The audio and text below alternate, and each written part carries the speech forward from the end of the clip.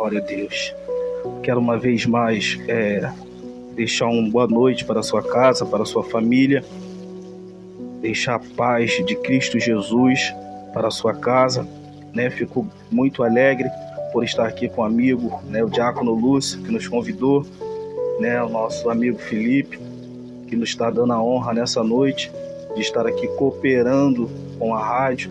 Que o Senhor continue abençoando a Rádio Gênesis, a qual já foi passado aí as mídias digitais, já foi passado um número para você entrar em contato conosco. Eu fico feliz de estar aqui com esses homens de Deus. Sou grato a Deus porque eu congrego ali no ministério, Assembleia de Deus Ministério. Ainda há esperança para a árvore cortada, aqui no Vila do Estéreis, na Vila São João. Abrindo esse parênteses aí também para te convidar para adorar Deus conosco, aqui na Rua Maringá, número 46, pastor Edmilson Viana, a qual ali nós estamos sempre de braços abertos para receber você e a sua família, porque todos nós precisamos de um dos outros. A palavra de Deus ressalta que quão bom e quão suave é que os irmãos vivam em união. Amém? Quero fazer você o convite. Amanhã teremos culto da família, às 19 horas. Sexta-feira nós temos culto de libertação. E se você quiser, se Deus tocar no seu coração, tirar um dia para adorar Deus conosco, será bem-vindo. Porém, vamos ao que interessa. Nessa noite, o Senhor, Ele colocou uma palavra no meu coração durante essa semana, a qual, quando eu recebi o convite, o Senhor vem palestrando comigo. Uma palavra que não é muito recitada, mas é uma palavra que mexeu muito com o meu interior, que se encontra lá no livro A Carta de Paulo, no 2 a Timóteo, no seu capítulo de número 4, no seu verso 6 até o verso de número 10. Eu quero deixar essa palavra para você que não é evangélico ainda, para você que é evangélico, para que você venha ser edificado, para que você venha receber um levante espiritual da parte de Deus. Enquanto você procura, eu quero orar pela sua vida, orar por essa palavra, orar por a sua casa. Se você puder fechar os seus olhos aí, se ligar com o Senhor, porque eu creio no Deus de já, no Deus de agora. Eu sou aqueles crentes que tem fé que Deus pode fazer, porque Ele é um Deus onipotente, onipresente, onisciente. Ele é um Deus presciente, Ele sabe de tudo, antes de tudo, de todas as coisas. Senhor Deus, soberano Pai, Deus, somos gratos, ó Pai, por essa programação. Deus, aonde chegar a nossa voz nessa noite, Pai, que o Teu mover, que tudo aquilo, Senhor, que tenta atrapalhar, Senhor, a ligação da Sua igreja, do Teu povo, Pai, dos ouvintes, que venha a ser repreendido nessa noite, que aonde, Senhor, estiver, ó Pai, um coração aberto, venha, Senhor, sentir a Tua presença, venha ser edificado através da Tua palavra, Senhor. Deus, abençoa a vida do Diácono Lúcio, Senhor, dá vitória aos Teus filhos, ó Pai, dá vitória a essa programação, a essa Rádio Gênesis, ao Seu servo Felipe, Pai, ao pastor Marcelo, ó Pai amado, que abriu essas portas para que nós estivermos aqui falando do Seu amor, falando da Tua palavra, Senhor. Deus, que o Teu Espírito, ó Pai, venha convencer a cada um nessa noite e dá vitória, Senhor, em nome de Jesus. Lá em 2 Timóteo, no seu capítulo 4, carta que Paulo vai escrever a esse jovem, no seu verso 6, a epígrafe da minha Bíblia ela está descrita assim: Paulo prevê a sua morte, diz a Timóteo que venha ter com ele, e escreve acerca de diversas pessoas e manda saudações finais. O verso 6 vai dizer assim: porque eu já estou sendo oferecido por aspersão de sacrifício, e o tempo da minha partida está próximo. Combati o bom combate, acabei a carreira e guardei a fé. Desde agora a coroa da justiça me está guardada, a qual o Senhor, justo juiz, me dará naquele dia, e não somente a mim, mas também a todos os que amarem a sua vinda. Procura vir ter comigo depressa, E o verso 10 é o verso chave a qual eu queria chamar a tua atenção, que vai dizer assim: porque Demas me desamparou, amando o presente século. Eu vou repetir esse verso 10 para ficar fixado na sua mente, no seu coração. Porque Demas me desamparou, ou algumas traduções me abandonou, amando o presente século, ou amando o mundo secular. E somente até aqui. Amém. Essa palavra, ela é uma palavra que ela é muito ouvida e citada quando fala dos combates de Paulo, né, desse grande homem de Deus, a qual foi chamado para um propósito, que era pregoar não somente aos judeus, mas pregar aos gentios. E é interessante que na atualidade a qual nós vivemos, é interessante, Diácono Lúcio, que eu fui criado, né? Fui criado no Evangelho. Eu nasci, meus pais já eram cristãos, já eram evangélicos. E é interessante que eu aprendi princípios, aprendi acerca de coisas no Evangelho que ficaram fixadas no meu crescimento. E o mais interessante é que esses princípios que eu aprendi sobre o Evangelho, sobre Cristo, era que o Evangelho, ele é algo que tem que vir de dentro para fora. Ele não é algo que é só aparência, não é algo só de parecer, mas é algo que você tem que se lançar por inteiro, de corpo e alma. E o mais interessante que o Evangelho, ele não só consiste no Evangelho que atualmente nós estamos ouvindo e que está sendo pregado, infelizmente, um Evangelho que só traz à vista a questão de eu receber, a questão de eu ser beneficiado e eu não ter nada a fazer mais a respeito das outras coisas que envolvem o verdadeiro Evangelho. O Evangelho seja somente uma causa de ganho, mas não se ver mais pregando que nós teríamos aflições, que nós teríamos que padecer, que nós deveríamos que sofrer, que nós deveríamos, ou seja, de ser perseguido, como Jesus já deixou bem claro. Então essa parte, ela está sendo deixada de lado. E assim está se introduzindo já no nosso meio evangélico, infelizmente, pessoas que estão vestidas de cordeiros, mas na verdade são lobos, né? E infelizmente isso tem me entristecido muito, porque eu tenho um pai que ele é pastor, né? Eu tenho minha mãe que é missionária, o pastor Ramires, missionária Celina, né? A minha família, ela toda foi alcançada pelo evangelho da salvação de Cristo. E nós temos princípio. Nós não passamos do evangelho de barganhas, não passamos para esse evangelho ainda que está sendo pregado, o evangelho que a gente tem que sempre estar bem, que a gente não pode mais ficar desempregado, que a gente não pode mais ficar doente, que isso é o inimigo, que isso é o inimigo das nossas almas. E é interessante que o padecer, o sofrer pelo Evangelho, nós não vamos ver somente no Evangelho, mas já no Antigo Testamento, né, eu até destaquei aqui que Jó, né, um dos homens que mais chama atenção na Bíblia acerca de sofrer, de sofrimento. E o livro de Jó, você que gosta de estudar a palavra, o livro de Jó, ele é centrado numa pergunta: por que o justo sofre? Por que o sofrimento vem para o justo? Por que o sofrimento vem para aquelas pessoas que só fazem o bem, que é boazinha, né, como dizem por aí? Por que o sofrimento vem para as pessoas que não andam, ou seja, em caminhos tortuosos? E ali nós vamos ver que no ambiente espiritual houve uma conversa. E Deus, ele vai dizer para Satanás: observaste o meu servo Jó, que ele é íntegro, temente a Deus, né, reto, e não se desvia do mal. E é interessante que Satanás, ele vai retrucar logo: se o Senhor não cercasse ele de bens, ele não manteria sua integridade ou sua sinceridade.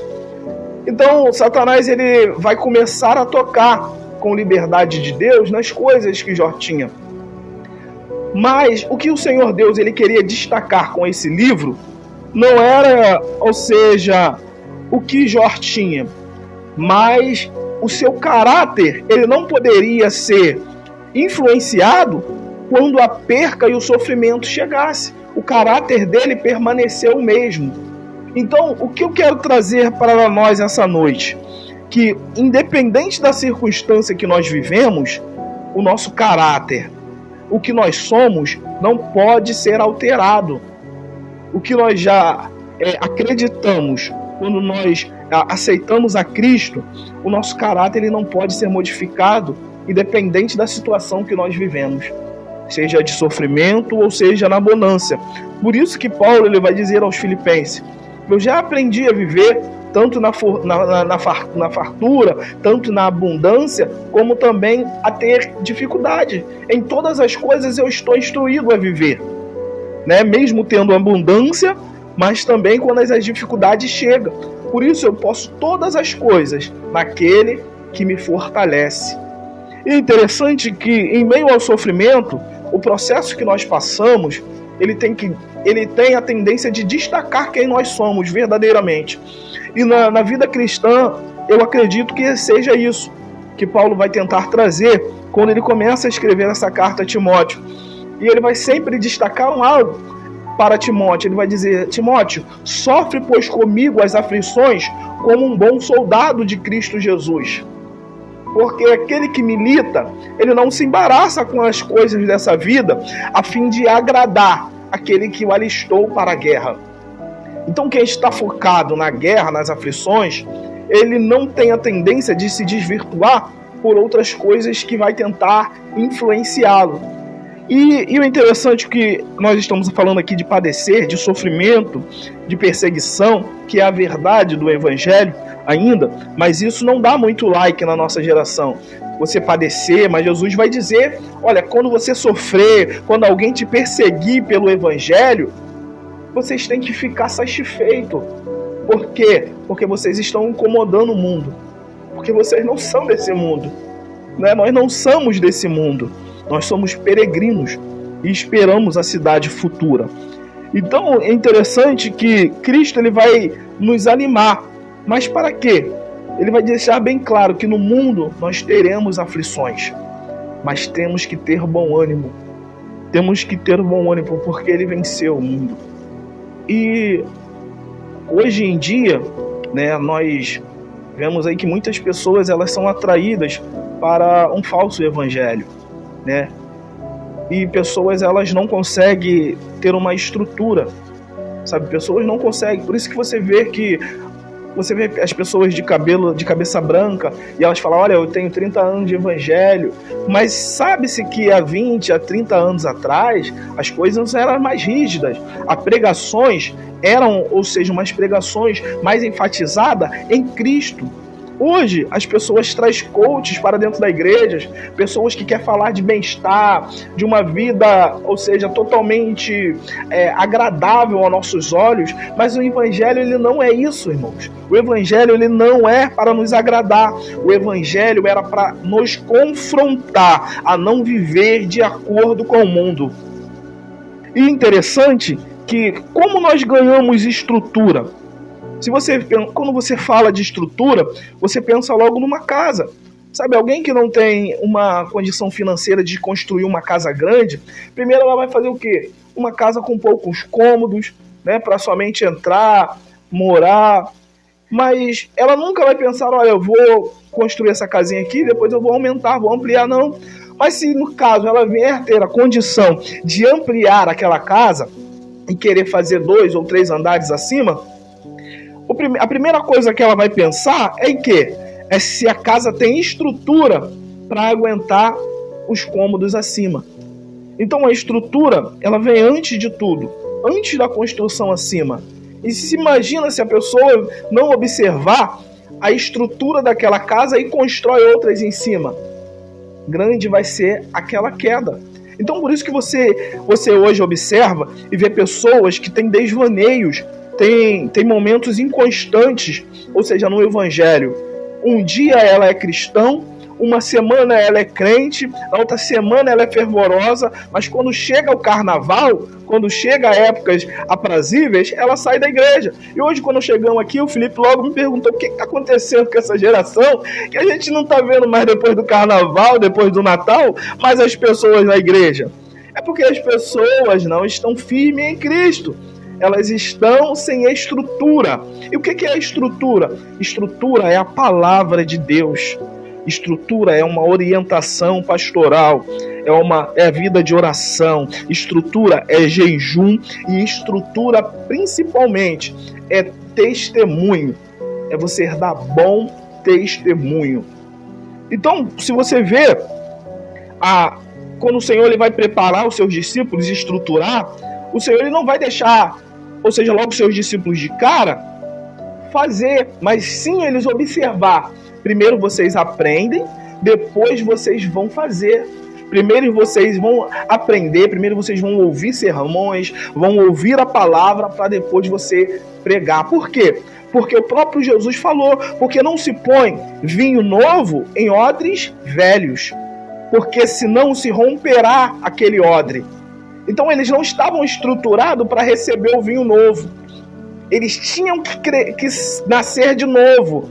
Como o Senhor vai dizer para Nicodemos, é necessário nascer de novo. Então tem pessoas que não sentaram ou pessoas hoje, no caso, na nossa geração, que elas não querem mais sentar para aprender. As pessoas não querem mais escola bíblica dominical, não querem mais doutrina, mas as pessoas querem cultos fervorosos, cultos que tem pula-pula. Sim, eu gosto também, eu também sou pentecostal, mas a estrutura, ela é a palavra. A base de tudo, ela é a palavra de Deus.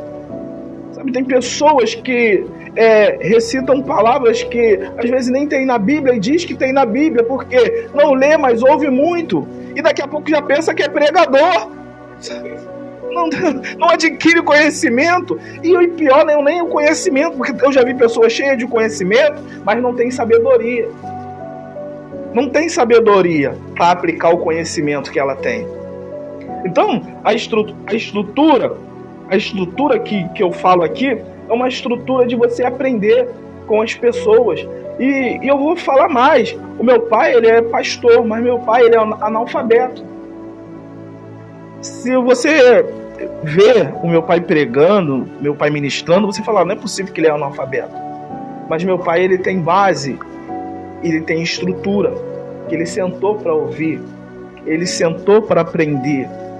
Né? E hoje eu venho aqui como o meu pai sendo o meu exemplo.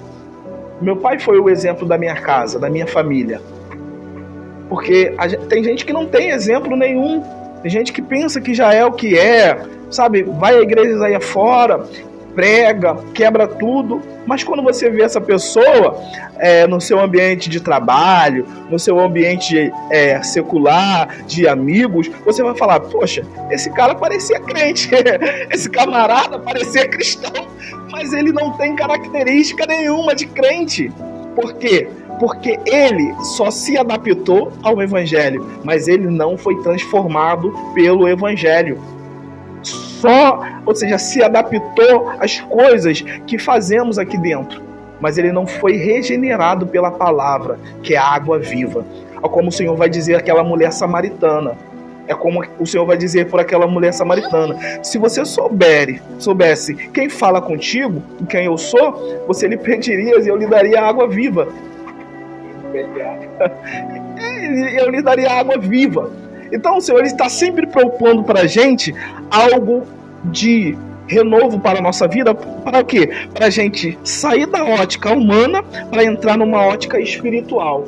Se a gente ficar no evangelho sempre com os olhos carnais, nós seremos sempre meninos no evangelho.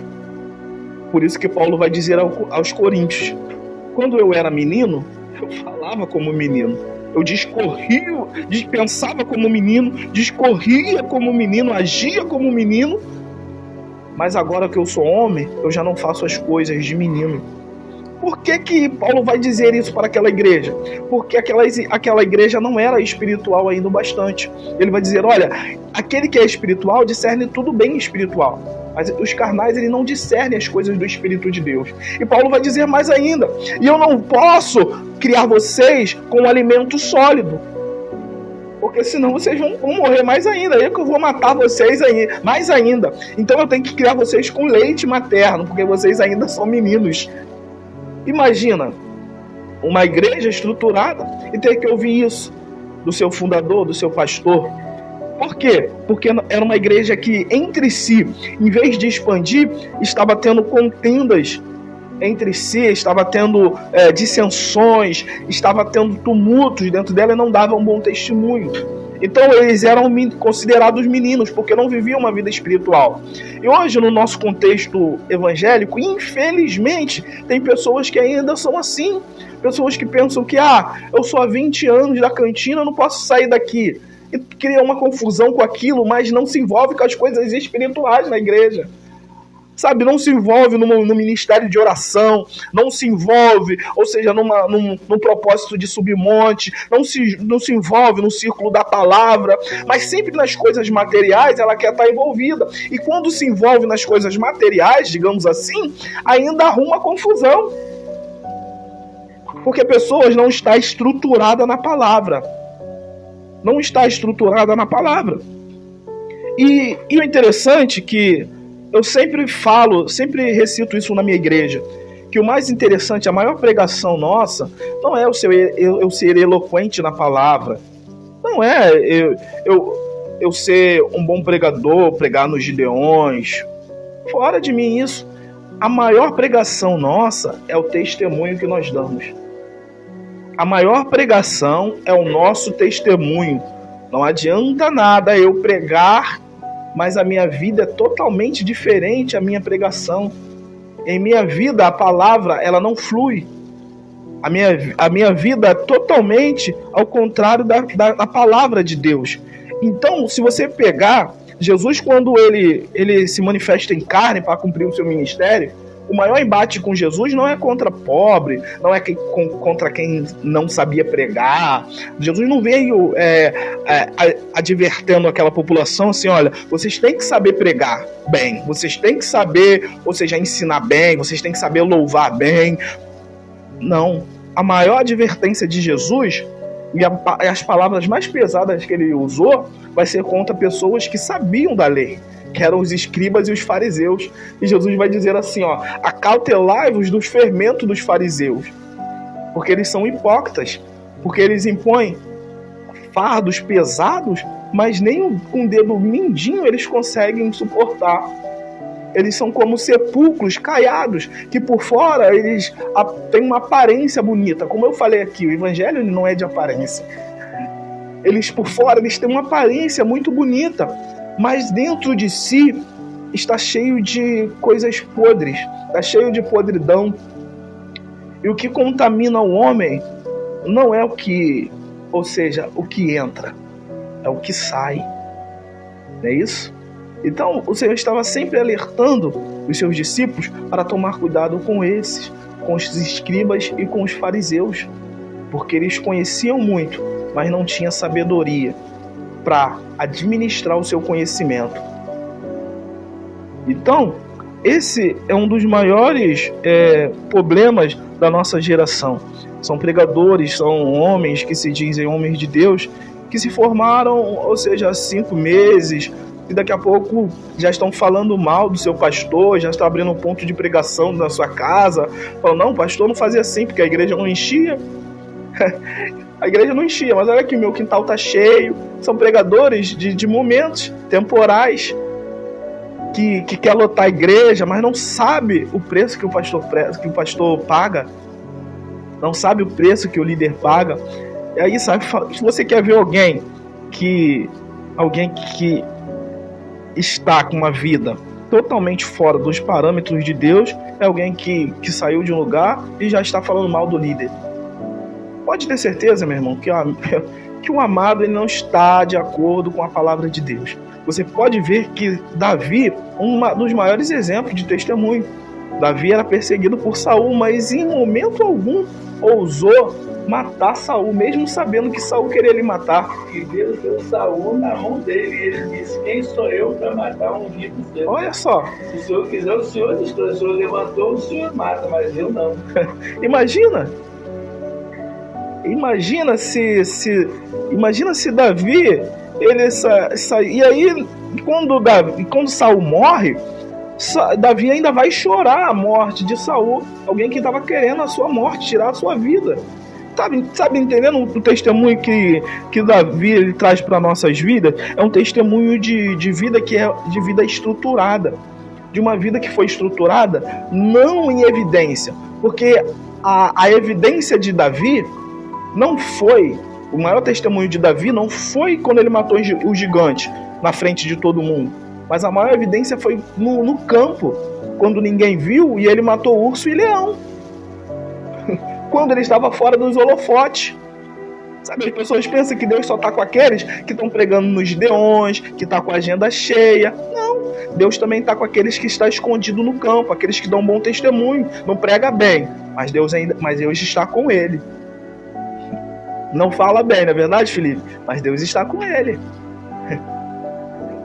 Deixa Deus. Olha, é só participação especial, hein, gente? Glória a Deus. E esses dias eu preguei sobre isso. Olha aí. Sobre o pasto. E o exemplo que eu dei do pasto foi sobre Davi. Porque antes de Davi ser rei, onde que foi a escola de Davi? No pasto. No pasto. Tanto que perguntou: quem é você para matar o gigante? O que ele falou? Pera lá, calma aí. Eu vou contar meu testemunho. Calma aí. Deixa eu te contar de onde eu vim. Eu tomava conta das ovelhas malhadas do meu pai. Quem estudou um pouquinho sabe que as ovelhas malhadas não eram nem ovelhas boas, eram ovelhas que eram o resto. Verdade. Peraí, eu tomava conta das ovelhas malhadas de meu pai. Veio um urso e eu matei. Veio um leão e eu matei. Veio outras coisas e eu os salvei. E ele virou para o Golias e falou: eu não vou contra você com espadas, com fundas, com nada, mas eu vou com a minha experiência e em nome do Senhor dos Exércitos. É verdade. E é interessante que esses dias, sabe, a palavra ela é tão linda que sempre quando a gente mais medita, a gente pensa: poxa, nós já lemos tudo, mas sempre tem alguma coisa que mexe conosco ainda. E esse dia eu tava lendo, e a primeira citação de Davi na Bíblia, não sei se vocês já notaram, né, eu sou menos entendido que vocês já são mestres. Vocês já são mestres. Mas a primeira citação de Davi na Bíblia, mesmo que na casa dele, quando o profeta chega para ungir, ele não foi selecionado, ele não foi adicionado na lista para passar por aquela seleção, mas o Senhor, através do profeta Samuel, quando o profeta Samuel, antes de chegar na casa de Davi, ele vai passar por Saul, porque Deus já havia rejeitado Saul, porque ele ofereceu o holocausto, porque não era para ele oferecer. E aí o Senhor vai dizer, através do profeta Samuel, assim: Saul, se você estivesse esperado, não se tivesse agido neciamente, o Senhor teria confirmado o seu reino eternamente. O Senhor teria confirmado o seu reino agora. Mas porque você fez isso, o Senhor já está escolhendo um homem segundo o seu coração. A primeira citação de Davi é como um homem segundo o coração de Deus na Bíblia. Mesmo que a casa dele via como um mero pastor de ovelhas, mas o Senhor já via ele com o coração dos céus. E, evangelista, o interessante também dessa passagem de Davi, eu gosto muito de Davi. Davi, a gente é um fechamento que já li tanto sobre Davi. Essa palavra é muito forte. E Davi, cara, quando só, né, assim, estoando, né, só para poder dar um entendimento um pouco mais da palavra, e Davi, de seus irmãos, era o único que estava trabalhando. É verdade. Ou seja, a gente que bota a mão no... Olha aí a palavra de novo. A gente que bota a mão no arado não pode voltar atrás. E testificando o início da sua palavra aí, quantos e quantas gente vê por aí que começa, né, a fazer a obra, começa a falar, e o Paulo mesmo fala: olha, peraí, gente, eu já combati o bom combate, eu guardei Minha carreira, encerrei a fé. E é isso aí. E o que ele fez, né? E o que ele quis dizer, o Timóteo? Olha, Timóteo me abandonou.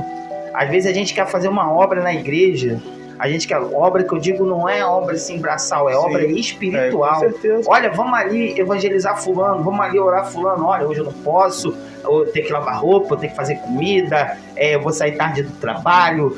E no final da história, assim, às vezes, essa geração, a maioria das vezes, tem nos deixado de mão atada, não é isso, meu evangelho? Com certeza. É quando mais precisa, mas olha o contraste. Você, para reunir uma igreja, para ir para um passeio, poxa, às vezes, se bobear, você vai ter que alugar aí ou fretar uns 2 ônibus, porque é gente que você nunca viu, até esqueceu que ele congregava contigo. Parece que tu congrega aqui, meu amigo, que eu nunca te vi. Mas quando é para obra espiritual, é espinhoso, irmãos. É espinhoso, é como você disse aqui no início. As pessoas parecem que foram arrebatadas, né? Só nós ficamos.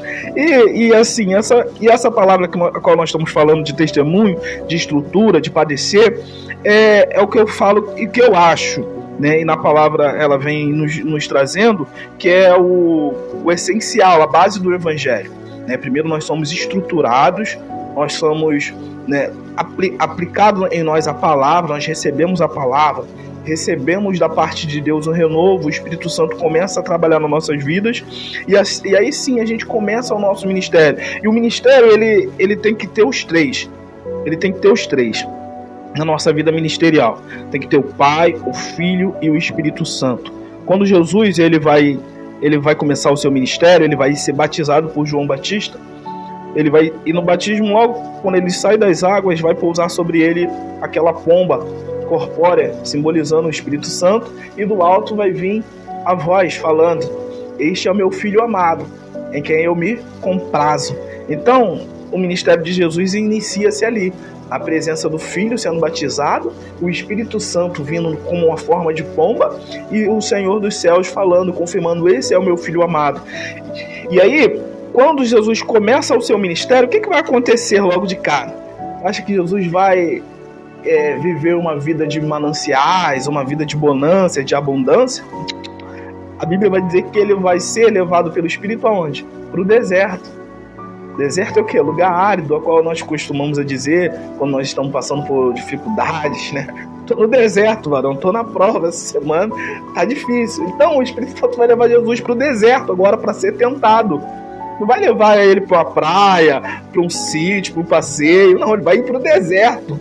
Então, quando Jesus chega no deserto, ele vai ser tentado, vai estar ali jejuando, vai estar ali em propósito com Deus. E aí é o que eu digo, que Jesus agora ele vai ser tentado pelo diabo e ele vai vir com propostas do mundo. Sempre o inimigo ele vai nos propor aquilo que está sempre em necessidade, em carência na nossa vida.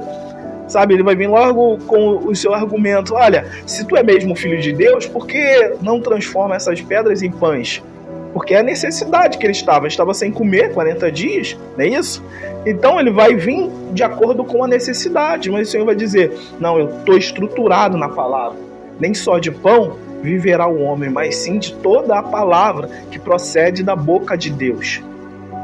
E aí, o mais interessante é a terceira proposta que ele faz, que ele vai dizer: olha, se prostrardes e me adorares, eu darei a ti a todos esses reinos, te colocarei, né, acima desse altar, desses tronos que eu recebi. Mas o Senhor vai dizer: não, somente ao teu Deus adorarás. Então eu entendo, mais uma vez, assim como o Davi foi de exemplo para nossas vidas, que nem sempre quando alguém está no holofote, está em destaque, foi Deus que colocou. Sempre quando alguém está em evidência, foi Deus que colocou. Talvez Deus leva alguém para o deserto.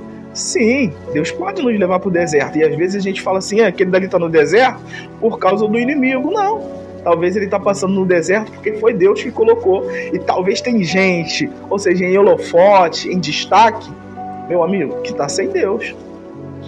Esse é o maior perigo. O perigo não é você estar no deserto. O perigo é você estar no deserto sem Deus e sem o Espírito Santo. Mas estar em evidência, mas estar sem Deus, esse é o maior perigo.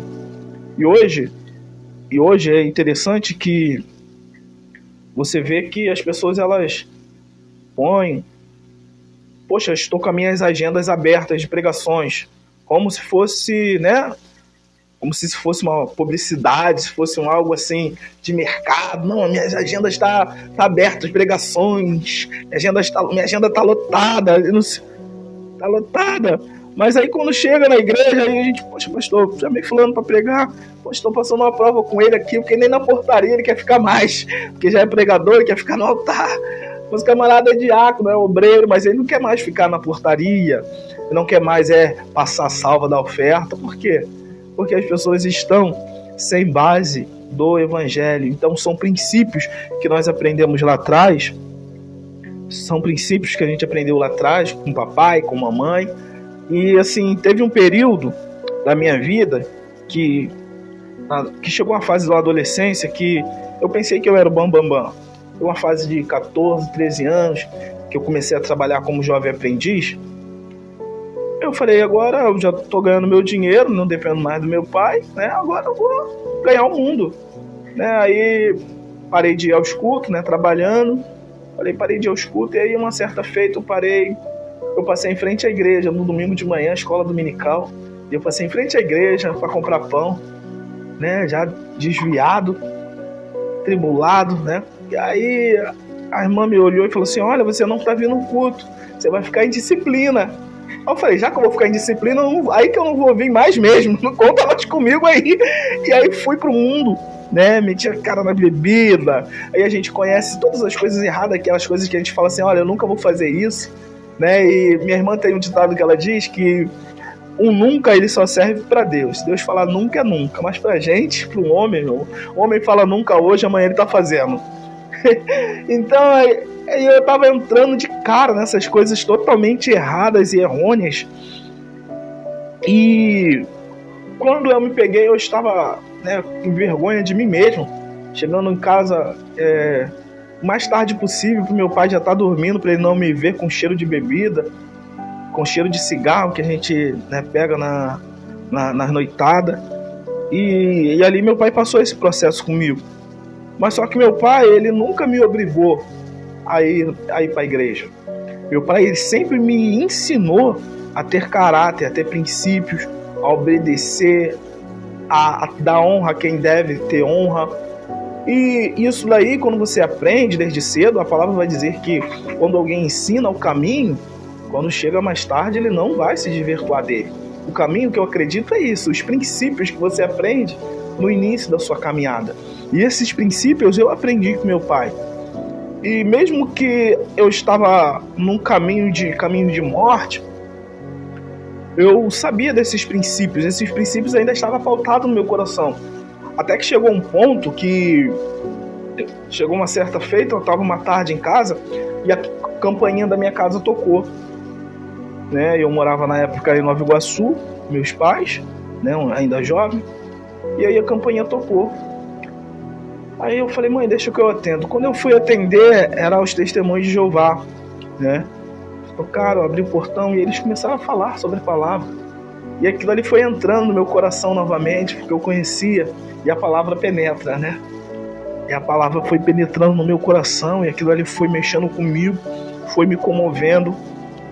E eles falaram, olha, semana que vem nós vamos voltar de novo. E eu ali inquieto, porque eu falei, meu Deus, eu era cristão e hoje eu não sei recitar uma palavra, um versículo para eles. E eu fiquei incomodado, que a palavra mexeu comigo. E eu falei, meu Deus, não é possível. Eu falei, semana que vem vocês podem voltar novamente, que eu vou atender vocês. E aí aquela semana, eu fiquei lendo a Bíblia a semana toda. Sexta-feira ia pra balada e durante os dias eu ficava lendo a Bíblia. E meu pai olhava assim, esse menino aí vai pra balada, vai pra bebida e tá lendo a Bíblia agora, o que tá acontecendo com ele? Acho que ele tá ficando maluco. Quando chegou a semana dos testemunhos de Jeová voltaram, eles tocaram a campainha, eu falei, mãe, não, deixa que eu vou atender, que eu já sei quem é.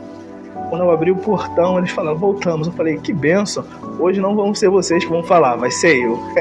Porque a partir de hoje ninguém mais vai me enganar na palavra. Pode me enganar na comida, na cozinha, em partido político, pode me enganar em tudo, mas na palavra ninguém me engana mais. Porque quando a palavra ela entra, meu irmão, não adianta. Então, eu falo sempre isso, eu fui liberto pela palavra. Eu fui transformado novamente pela palavra. E a partir dali, nunca mais eu me desviei da presença do Senhor. Porque a palavra, ela entrou no meu coração. E aí eu fui criando estrutura novamente, né? Servi como obreiro, servi o diaconato, né? Tive pastores, né, que me ensinaram, que dão testemunhos hoje da minha vida. Porque o interessante não é você falar de si, é o que as pessoas falam. Quando você passa pela rua, as pessoas não falam só o seu nome e lembram só do seu nome e falam, eu conheço ele, gente boa, não. Eles lembram do que você fez, do que você é, do seu caráter, do seu testemunho. E quando nós falamos de testemunho, é interessante, eu já vou voltar aqui para o texto de Timóteo, para a gente concluir essa mensagem. É interessante quando a gente fala de testemunho, que o testemunho ele é de grande valia hoje no nosso meio, mas só que de pequena importância para muitos, né? Porque para você estar em evidência hoje, você tem que cantar bem, você tem que louvar, você tem que ter um agudo, um grave bom, você tem que ter uma boa eloquência na palavra. Mas e as pessoas que dão bom testemunho?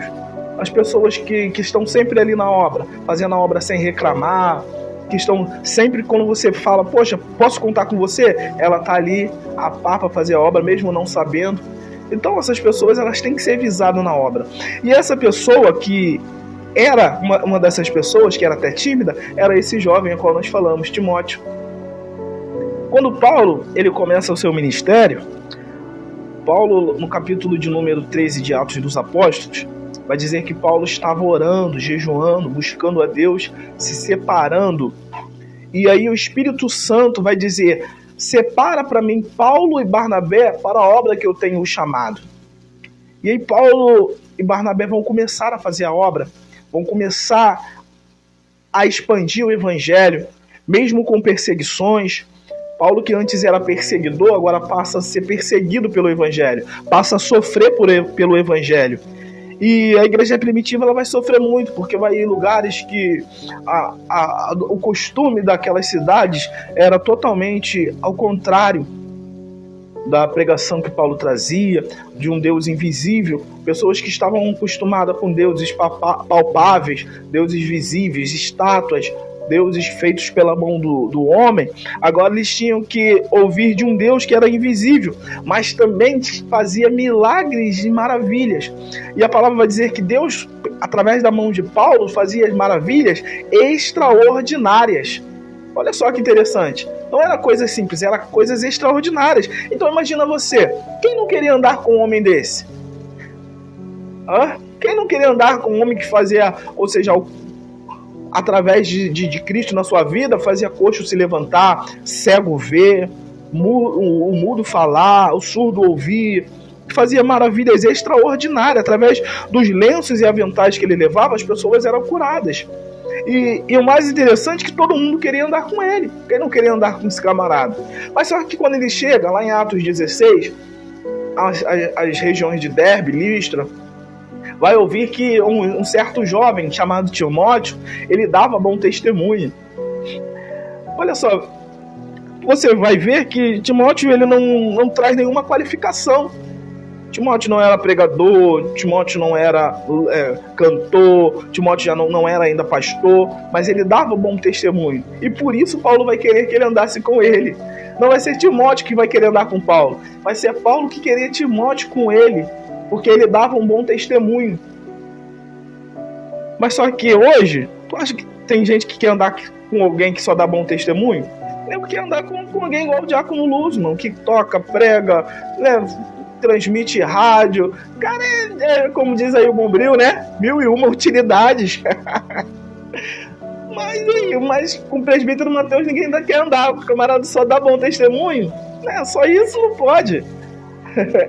O Diácono Lúcio não, o cara já que é teólogo, mestre, doutor, né, meu Felipe?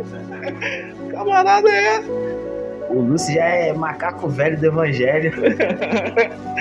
Entendeu? Mais antigo do que eu é o Diácono Felipe, viu? Aí, Felipe. Mas assim, as pessoas, elas não querem andar com essas pessoas que não dão bom só testemunho, elas querem andar com alguém que tem alguma coisa a mais, um QI a mais, não é verdade? Mas Paulo não, aí Paulo vai ver que a sua mãe era judia, a mãe de Timóteo era judia, mas só que tinha um empecilho, que o seu pai ele era grego. Então, para que os próprios judeus não tivessem controvérsia, Paulo vai ter que, com as suas próprias mãos, circuncidar aquele menino, aquele jovem. Vai ter que circuncidar para que ele andasse com ele. E aí, quando Paulo já estava perto da sua morte, né, quando Paulo escreve a sua segunda carta a Timóteo, que estava pastoreando em Éfeso, que é uma das cartas pastorais, ele já está preso em Roma. Acredita-se que que era o imperador na época era Nero, e estava assolando a igreja fortemente. Ele vai começar a escrever para Timóteo agora não desprezar, não deixar que ninguém desprezasse a sua mocidade, e ele também não desprezasse o dom que havia nele, mas ele ser exemplo aos fiéis na palavra, no amor, no trato. Ou seja, Paulo estava dizendo para Timóteo, você não pode deixar de lado os princípios que você aprendeu da sua mãe, da sua avó Lloyd. E interessante que Paulo ele vai escrever a esse jovem como se fosse o seu filho na fé. E Timóteo, ele não... Alguns estudiosos dizem que Timóteo ele era um jovem muito tímido, né? Ele tinha uma certa timidez, ele não era um jovem eloquente, mas ele tinha uma certa timidez. Porém, Timóteo, ele dava exemplo, e ele não atentava as coisas para ele, mas sim para Cristo. Quando Paulo vai escrever aos Filipenses, Paulo vai dizer assim, olha, eu vou mandar o meu amado filho, Timóteo. Sabe por quê? Porque todos buscam o que é seu propriamente, e ninguém o que é de Cristo. Mas Timóteo tem esse diferencial, que ele não busca somente o que é seu, mas busca as coisas que é de Cristo. Ele não busca somente os seus próprios interesses, mas sim o que é de Cristo. E interessante que hoje é difícil ver as pessoas querer buscar, não por causa dos interesses de Cristo, não por causa dos seus próprios interesses, mas sim por interesse de Cristo. É difícil ter essa essência no nosso meio. E Timóteo trazia essa essência dentro dele, uma essência de quem ainda sofria como um bom soldado de Cristo. E a mensagem para Timóteo que Paulo trazia, sempre lembrando ele, sofre pois comigo as aflições como um bom soldado de Cristo. E quando Paulo fala de soldado, de militância, traz a tendência a isso, de um sofrimento, de luta, de dor, mas você ser coroado depois disso. Depois que você passa por os processos no quartel, você é coroado, você é levantado. Então, Paulo estava dando essa alusão. Sofre, pois, comigo as aflições como um bom soldado de Cristo. Então, como eu vou pregar hoje um evangelho que só transmite Deus de amor, que só transmite Deus de bênção, que Paulo está sempre falando de aflição, de provação, de privações, porque, ou seja, eles não poderiam estar nos lugares que eles queriam mais. Eles estavam, vira e mexe estava preso, vira e mexe estava sendo açoitados. Não é verdade? Então como é que as pregações hoje só traz alusão de bênção para a vida de quem é cristão? Não tem mais período de aflição? Mas só que aqueles que sofrem com Cristo, aqueles que renunciam, que morrem, que mortificam a sua carne com Cristo nessa vida, também com Ele nos céus reinará. Quem vive aqui em espírito, nessa terra, em espírito ceifará a vida eterna.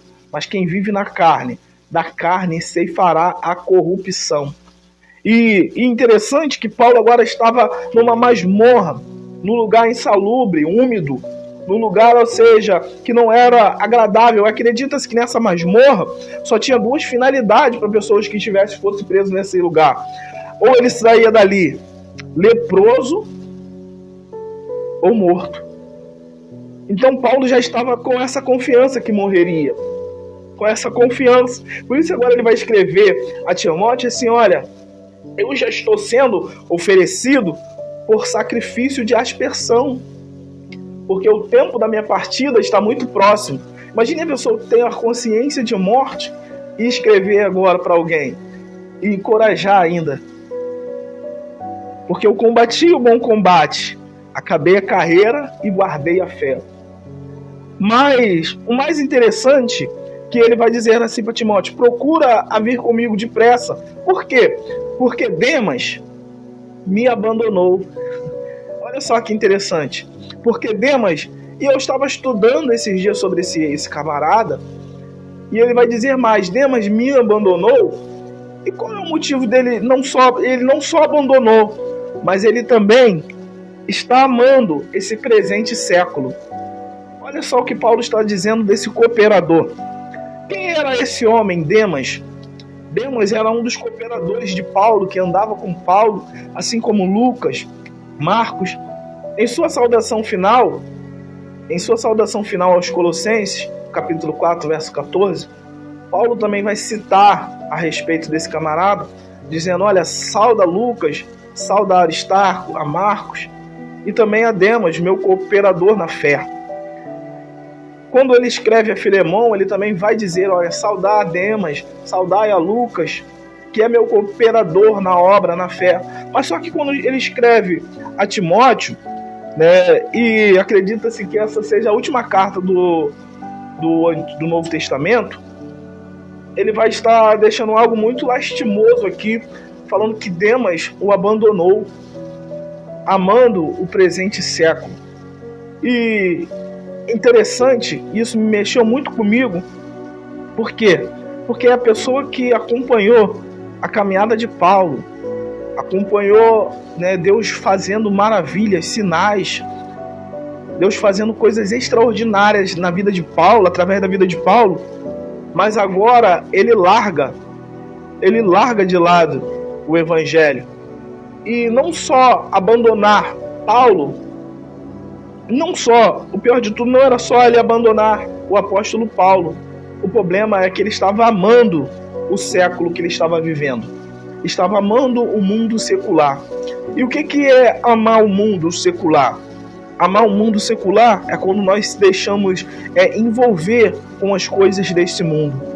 É quando a gente se deixa contaminar com as coisas desse mundo. E o maior perigo é que o intento do inimigo para essa geração, que eu tenho orado muito a Deus, o Diácono Felipe, é que o maior plano do inimigo não é tirar somente as pessoas da igreja, é esfriar as pessoas dentro da igreja. É pessoas pensar que está firme, mas já está morta. É como vai dizer aquela igreja: vocês têm nome de que vives. Se eu não me engano é a igreja de Sardes. Vocês têm nome de que vives, mas está morto. Olha só, esse é o perigo. Vocês parecem que estão de pé, mas estão caídos. Então a palavra hoje que eu quero deixar para todos os ouvintes é essa: você que está de pé, cuide para que não caia. Não queira ser, ou seja, o melhor pregador, não queira ser o melhor cantor, mas dê o seu melhor para Deus, dê o seu melhor para Cristo do seu jeito, né? Cria a estrutura, cria a base. Essa é a mensagem nessa noite. Criar uma estrutura espiritual, uma vida de intimidade, de oração, uma vida de santidade, uma vida de separação, uma vida de jejum,